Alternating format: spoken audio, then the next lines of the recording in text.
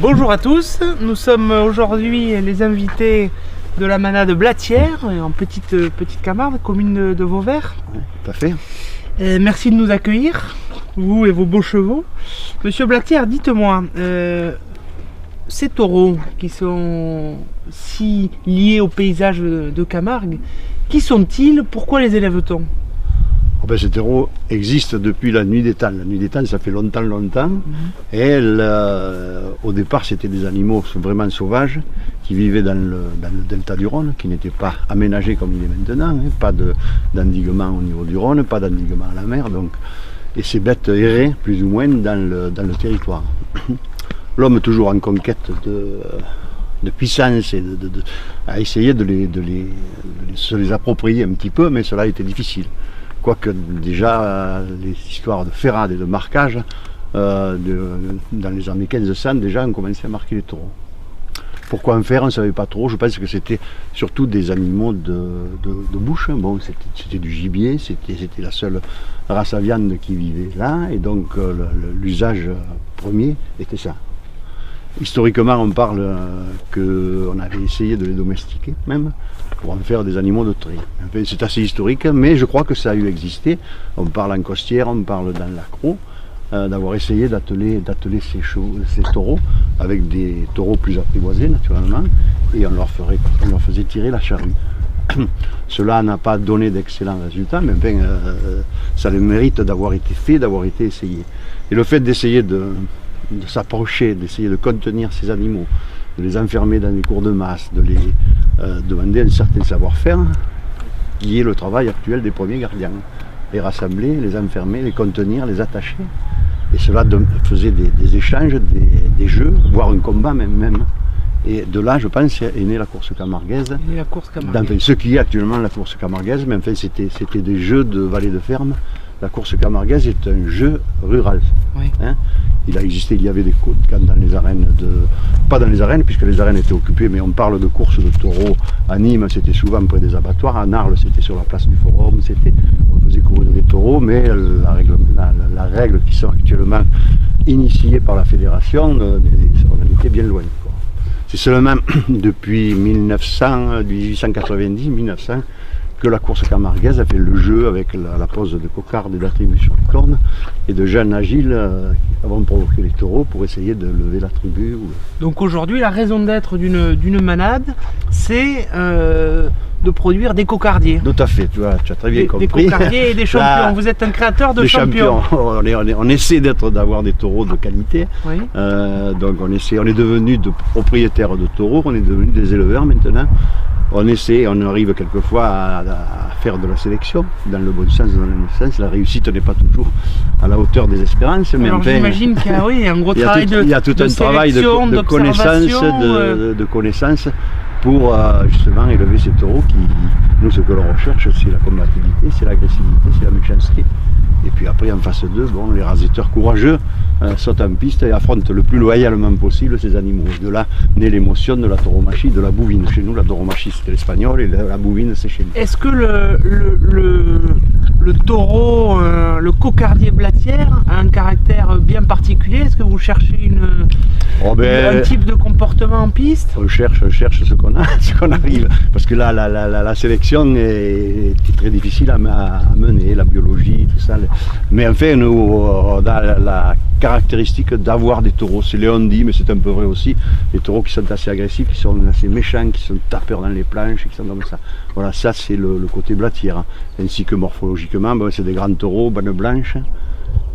Voilà comment sont-ils. Enfin, on ne sélectionne pas tout dans ce sens-là, mais on garde quand même le fond de race.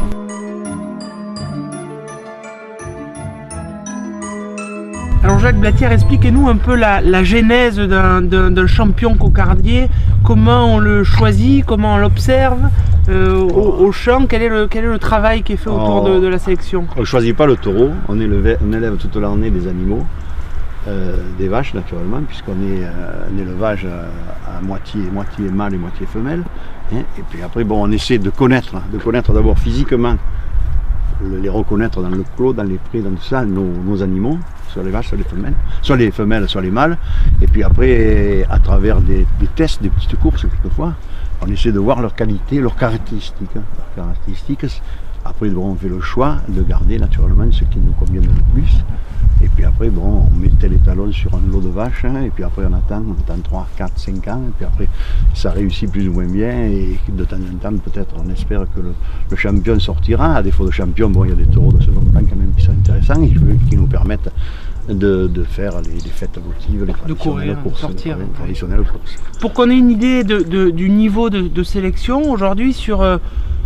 vous avez combien de taureaux déjà on a un peu moitié-moitié, on a en gros 150 vaches et 150 femelles et 160 mâles. Et sur les mâles, il y en a combien qui Alors concourent? Sur les mâles, chaque année on a une 50 à 60 veaux, donc on a les taureaux de 1 an, les anoubles, 2 ans les doublins et 3 ans les ternins. Veaux, anoubles, doublins, on a 150 bêtes qui sont en devenir, qui grandissent, qui sont sous la mer à veau, on les sèvre, on les marque, et puis après on attend qu'elles soient en âge de pouvoir courir pour commencer à apprécier, essayer de faire de la... Et chacun sort en piste, vous les testez tous? On essaie, on essaie de voir à peu près tous les animaux, et même les femelles, ça a beaucoup d'intérêt de voir un petit peu... même les femelles sortent? Même les femelles, on les essaie dans des courses d'école taurine, dans des courses avec des jeunes, mais enfin, à travers le comportement en piste d'une vache, on peut apprécier, on peut se tromper aussi, mais enfin, on essaie d'apprécier les caractéristiques et la valeur combative de ces petites vaches, qui elles alors passeront après, on les mettra au taureau, et puis après elles deviendront vaches de vente, enfin reproductrices. Alors vous nous avez ouvert ici les portes de votre manade, racontez-nous un peu l'histoire de cette manade, comment débute-t-on dans le taureau? J'ai connu mon grand-père, puisque j'avais 20 ans quand il est décédé, mais en fait, je ne me rappelle plus à lui avoir posé la question des motivations d'avoir une manade. Alors je me la suis imaginé, c'était en 1921, donc c'était après la 14-18, là, en France, partout, il y avait quand même assez de... Et il y a eu une flambée un petit peu de traditions qui se sont mises en place, d'une part à travers Baroncel, et d'autre part par des manadiers, notamment Fernand Granon, qui ont fait de la sélection. Qui sont les deux principales encastes. Ouais, c'est les deux principales, les cornes blanches de Baroncel et les cornes noires de Granon Lafont, maintenant Nicolin. Et à travers donc à cette époque-là, il y a eu un petit peu des envies. Je pense que mon grand-père, qui était quand même amateur et montait à cheval avant d'avoir des taureaux, a flashé pour essayer de monter une manade. Voilà, c'était en 1920. Et c'est resté.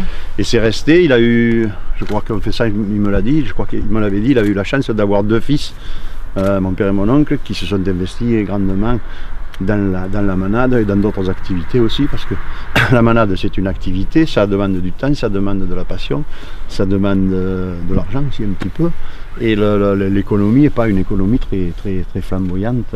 Voilà. C'est la question que j'allais vous poser. Généralement les éleveurs, il y a beaucoup d'éleveurs, il y en a qui sont uniquement manadiers, mais en fait il y a les Reynaud qui ont mené une vie de manadier à temps plein, là-bas dans le Grand Radeau, à la bordure du Rhône, qui ont été exclusivement manadiers et qui ont galéré peut-être, mais qui ont maintenu un petit peu leur élevage. Mais actuellement, je crois que tous les éleveurs ont une activité annexe. Ils sont obligés de se diversifier. Voilà, mon grand-père, mon père, ils ont été viticulteurs, ils ont été producteurs d'asperges il y a 30 ou 40 ans, enfin, des activités annexes en parallèle avec l'élevage du taureau. Et puis après, il y a d'autres manadiers qui ont... Bernard de Montomans, il y a 50 ans, était un grand avocat, il avait une manade. Jean Lafont aussi avait d'autres activités. Je ne parle pas de Louis Nicolin qui lui a acheté ça, mais il avait déjà beaucoup d'activités. Et en Provence, c'est pareil, la manade Laurent, qui est une manade de grande notoriété. Paul Laurent était à la fois manadier, mais il était organisateur de spectacles taurins, notamment avec des directions d'arène et monter des spectacles de qualité. Alors vous parlez Quant à moi, mon père, je vous dis, ils ont été agriculteurs, producteurs d'asperges. Et puis après, on a été, moi, quand j'ai eu 20 ans, il m'a coup de pied aux fesses peut-être. Hein. Ils m'ont envoyé à l'école, d'abord la 6e, puis après je me suis fait 7 ou 8 classes. J'ai pas été un étudiant brillant. Et à 18 ans, on fait un peu le bac, ils m'ont dit tiens, on va faire veto. Veto, j'avais pas un dossier trop complet pour entrer en veto. J'avais pas à l'école d'agro non plus, c'était pas trop ça. Je me suis inscrit en pharmacie parce que mon père avait un ami qui était pharmacien et agriculteur. Il a qu'à tenter. Voilà. Puis après j'ai fait clopin, j'ai fait 6 ans de pharmacie. Et là, la grande chance aussi de ma vie, ça a été de pouvoir acheter la pharmacie de Saint-Laurent-des-Gouzes. Saint-Laurent, les disques Saint-Laurent, c'est à 20 km, voilà.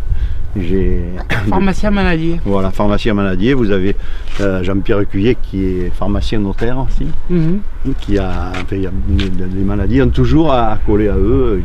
Et puis après, mieux que ça, certains manadiers exploitent le tourisme un petit peu en faisant des accueils au mas, des ferrades, des journées à Camarguez. Vous parlez de la difficulté d'être manadier, difficulté économique parfois. Est-ce que, à l'instar de la corrida, vous sentez que la course camarguaise est peut-être en danger ou je ne le pense pas. Je ne l'espère pas, je ne le pense pas. Et je me battrai justement pour que la course camarguaise, comme on doit se battre aussi pour la corrida, perdure. Expliquez-moi l'importance du taureau dans l'écosystème camarguais. C'est un peu ma philosophie. Je dis que la Camargue, sans les chevaux et sans les taureaux, ça aurait disparu. Il y aurait des stations balnéaires, je crois pas. Je crois que c'est des stations balnéaires ou autres. Enfin, je vois que la saliculture a mangé du terrain au taureau. Et tu sais si c'est une réussite quand même la saliculture. La riziculture aussi ont occupé des espaces qui étaient occupés par les taureaux. Mais depuis 50 ou 60 ans, les stations de pompage, les assainissements, les irrigations ont permis à l'homme de récupérer des terrains à productivité. Voilà.